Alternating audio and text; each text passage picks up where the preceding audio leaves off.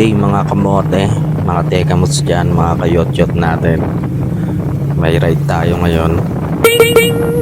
Tamang voiceover muna tayo ngayon kasi hindi ko pa naayos yung microphone dito sa action cam na to. Kaya chill lang muna. Tapos ayan, tingnan nyo mabuti kung saan kayo liliko. Saka maganda rin yung alam yung tamang oras na hindi traffic kasi walang importante talaga yun. Hindi ka mapapagod sa biyahe kasi kapag traffic baba ka ng baba sakit sa katawan yun eh. Kasi lalo na kung may OBR na medyo mabigat, medyo mapipil mo pagod ka na, medyo mapipil mo talagang pagod ka pagdating mo sa pupuntahan nyo. Siyempre pag binaba mo yung paa mo kasama yung weight ng motor sa ng OBR, kaya mas magandang bumiyahe ng walang traffic.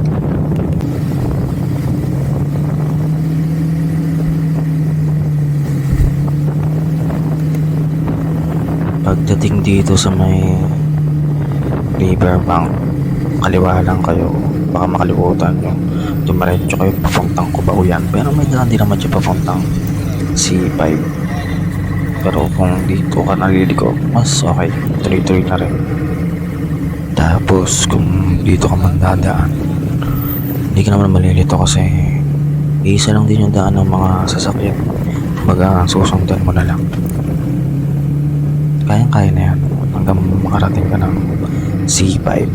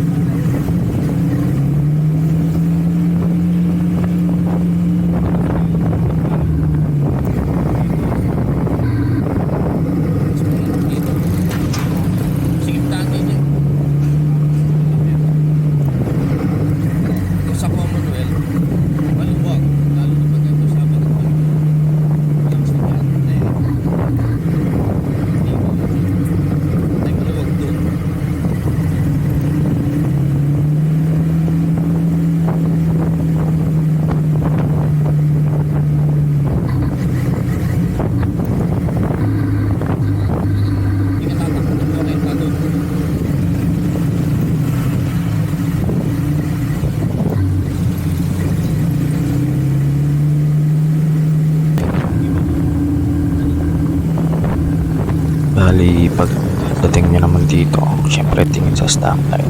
Kung green, kaliwa. Pag tumiretso kasi papuntang ano yan, Boni Serrano, tapos labas EDSA. Pag kaliwa naman, yan C5. Tapos pag nakaliko na kayo, yan, dire-diretso na lang to. Hanggang nakalabas kayo dun sa tulo ng C5.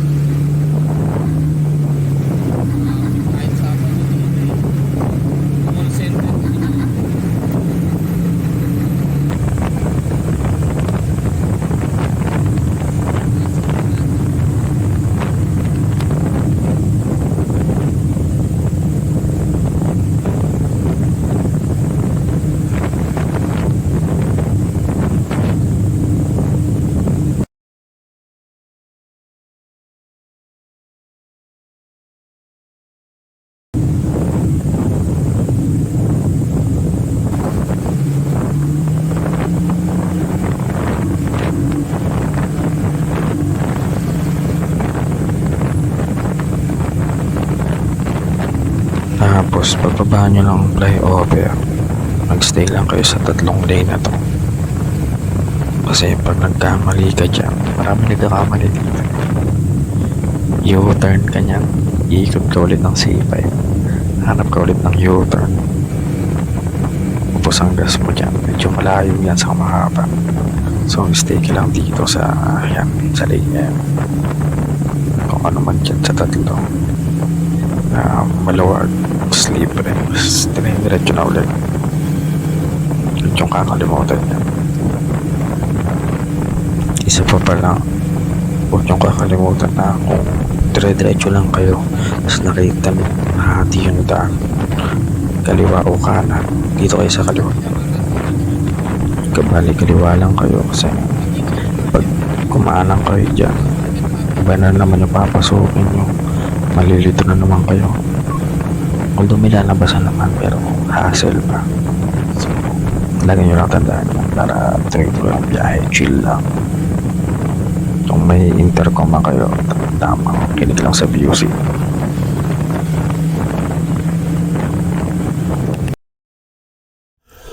So yun lang, kung nakita mo yung signboard dyan sa taas, pagdating mo sa part na to, yung medyo maluwag na yan, may Shell, may Jollibee, medyo kumanang ka na kasi pag dinire-diretso mo to, ayan, diretso ka ng SLEX. Maraming nalilito dito. Marami akong nakikita sa mga video sa Facebook na ginagawa nila. Diretso lang sila. Tapos di nagbabasa. So ito, medyo sumait ka na sa kanan para at least safe ka. Yung para hindi ka na mag-post sa Facebook na naayari ka. Dalawa yan, dalawang pasukan yan, so iingat ka dito ka sa pinaka-right kasi yan SLEX yan, tapos dito pupunta ng East Service Road yan, West Service Road yan, balik ka na sa National Highway.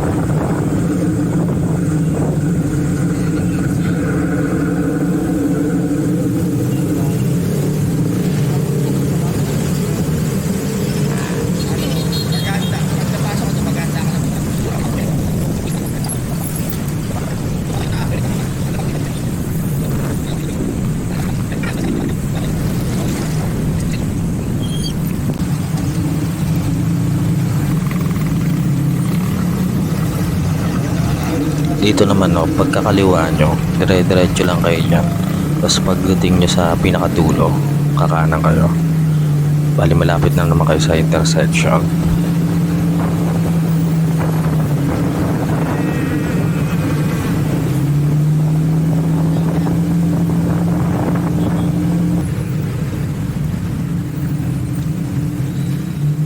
Pagdating nyo naman dito, diretso lang ulit kayo. Tapos kakanan sa dulo. Ayan nakikita nyong may kumakaliwa. Galing papunta namang C6 yan.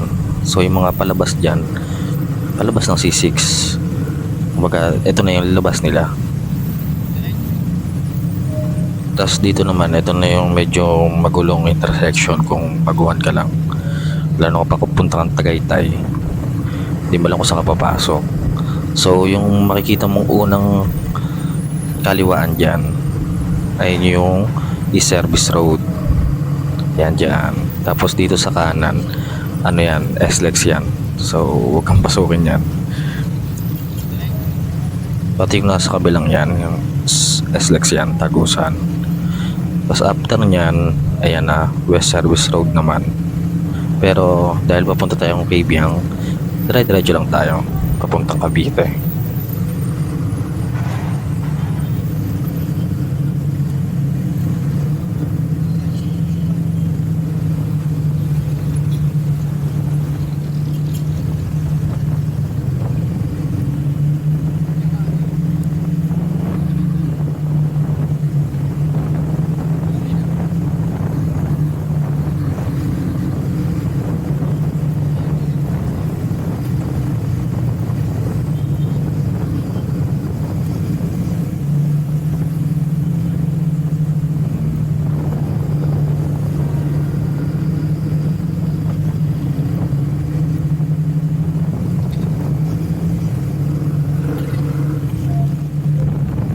Dire-diretsuhin nyo lang hanggang marating kayo dito. Ito, C5 extension to. Malug yung daan dito, lalo na kung wala masyadong sasakyan.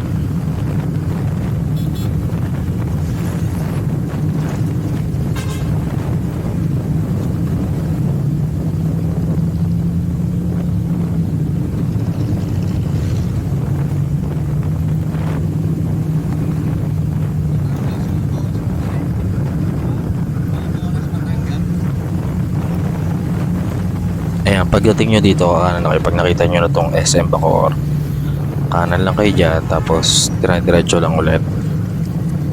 Bali, kapag nakita nyo na yung SM Bacoor, ay na yung cue nyo na malapit na yung kumanan o kakanan na kayo.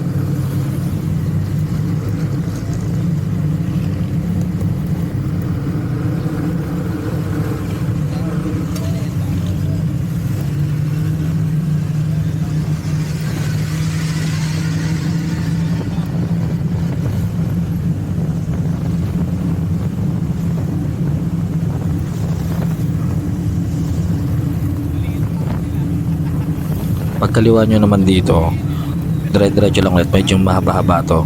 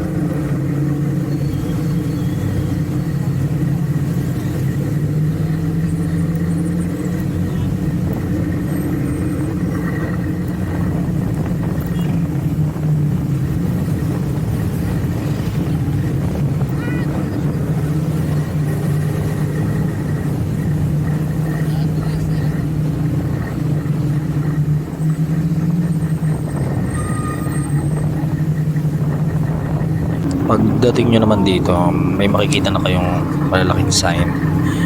Ayan, kakanan na kayo dyan. Tapos dire-diretso lang ulit.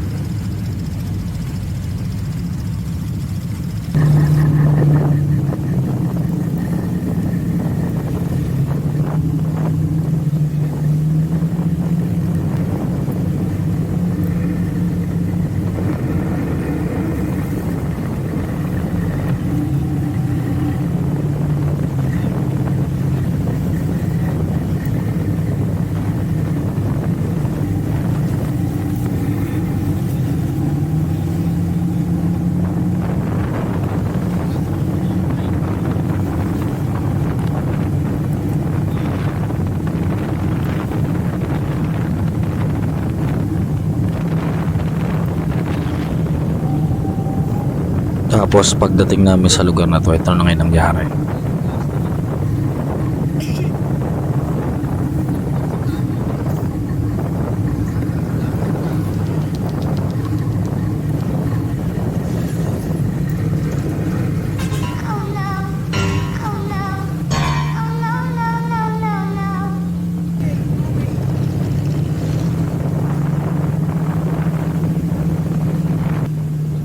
Yun nga no, pagdating namin doon, piyesta pala sa kanila. Parang piyesta ng saluan, pasahan talaga. Nakalusot naman ako sa una. Nakapagsenyas ako bago ako mabuhusan. Pero paglagpas namin doon, wala eh. Marami pang tao eh. Nabasa rin kami. Yun nga, balik tayo dito sa ride na to. Dire-diretso lang ulit. Tapos wala, maganda na yung daan dito, smooth na, kumbaga para ka nasa Marilake, pero dadaan pa rin syempre.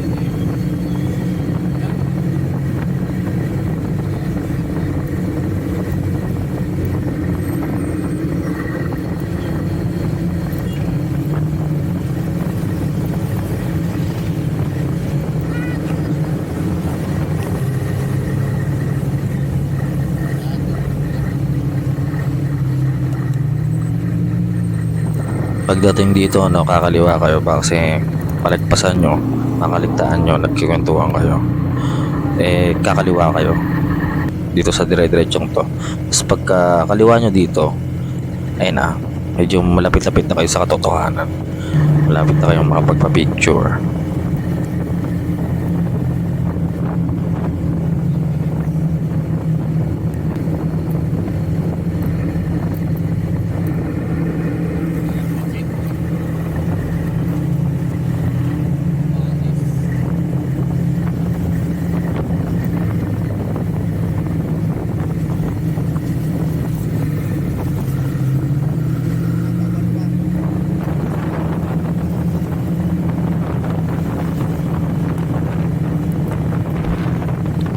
Ingat din pala kayo dito sa ibang part ng lugar na to kasi kapag umaga, lalo na mapag, may mga putik dito sa mga curb.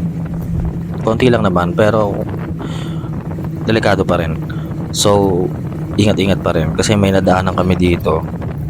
Although nailagan ko naman, naramdaman ko pa rin dumulas yung gulong. Kaya ingat-ingat pa din. Siguro din yung maganda yung gulong, no? Para mas safe.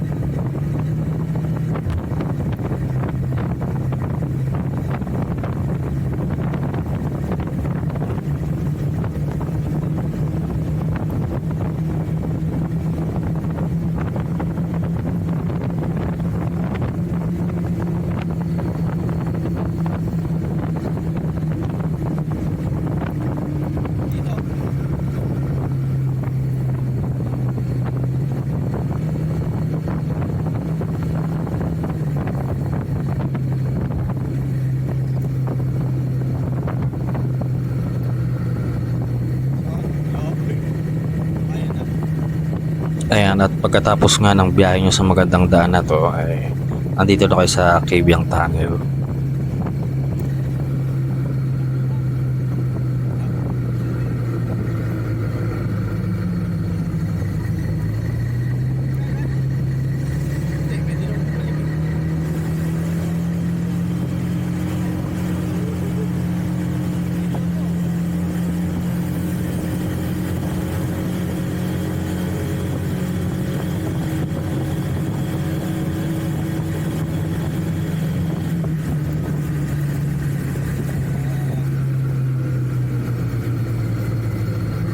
So yun nga, nakita nyo walang tao doon nung sa unahan ng Cabiang Tunnel.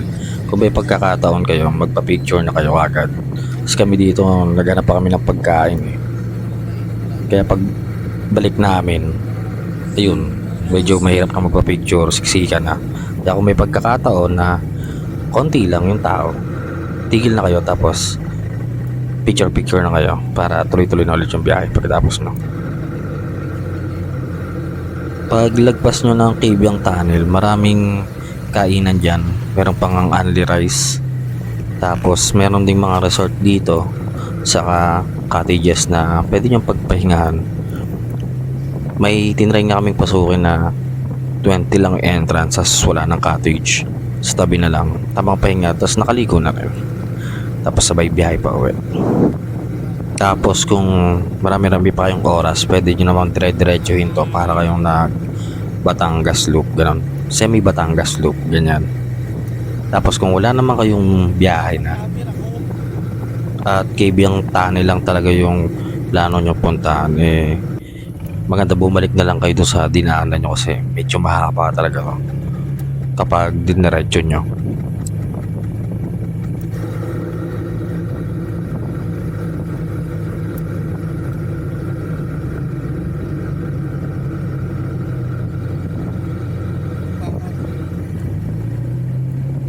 Yun na nga mga kayotyot, no, dito na nagtatapos yung biyahe natin.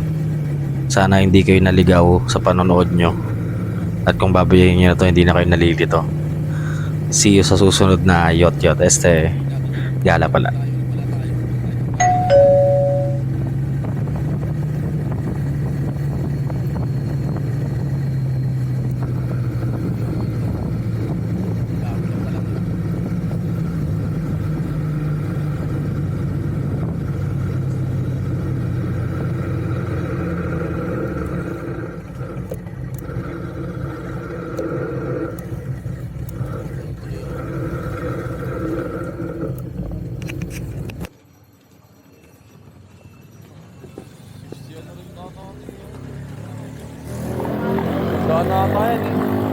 Ano kaya mas mabilis?